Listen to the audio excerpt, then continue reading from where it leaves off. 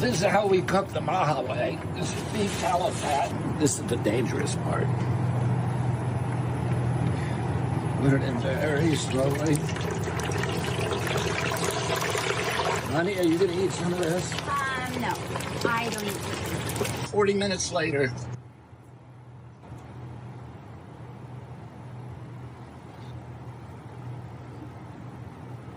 Perfect.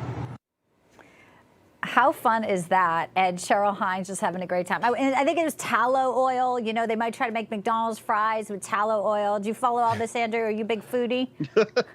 I am, but I'm wondering if this is part of an effort to make people less afraid of RFK Jr. coming in. And, you know, people are thinking he's going to get rid of Oreos or double stuffed or something like that. Right. So maybe this and the McDonald's photo are saying, hey, we just want to take away the really bad stuff. But I don't think this is anything on John Madden's turducken, which I think should be the new tradition. I believe it's a turkey stuffed in a chicken stuffed in a duck or something like that. I'd like to see him do that first.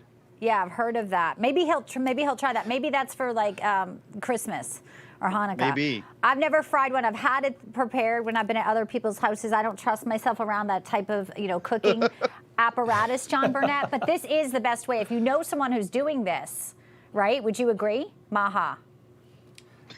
Fried turkey is the best. In fact, RFK Jr. gets extra credit because it came out golden brown. That's exactly the way it should be.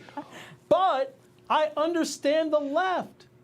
They were triggered. Why? Because he wasn't wrapped in bubbles. He didn't wear like a hard hat, gloves, all the safety gear. He went out there like a real man and actually cooked and fried the turkey. That's the way you should do it. Real men are back. America's back. We're loving this. Okay, let's talk a little bit about this statue that they are preparing.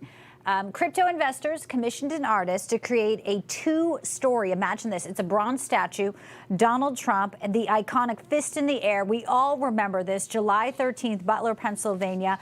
They're thinking maybe it can be eventually put at the Trump Presidential Library at some point. Andrew, what do you think the reaction will be? I know they'll love it in Butler. I think this is very well deserved because this was a moment many people, and I do believe it was miraculous, but Donald Trump's life being spared that one day and what could have happened if we had, God forbid, had something else in a different scenario. Now it will be in bronze, two stories.